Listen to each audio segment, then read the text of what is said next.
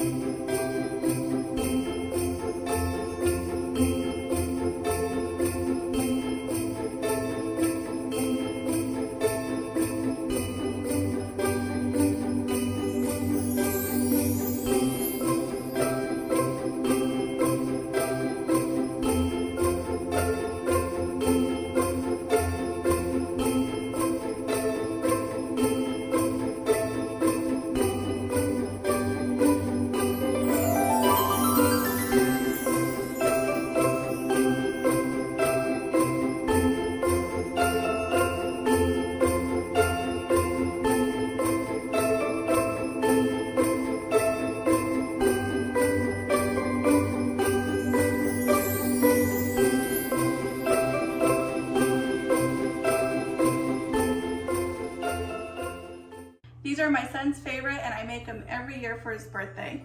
They're delicious. They're so easy to make. Doesn't require a lot of skill. I really hope you guys give these a try, and if you do, let me know how you love them. I hope to see you guys in the next video. Bye friends, and God bless.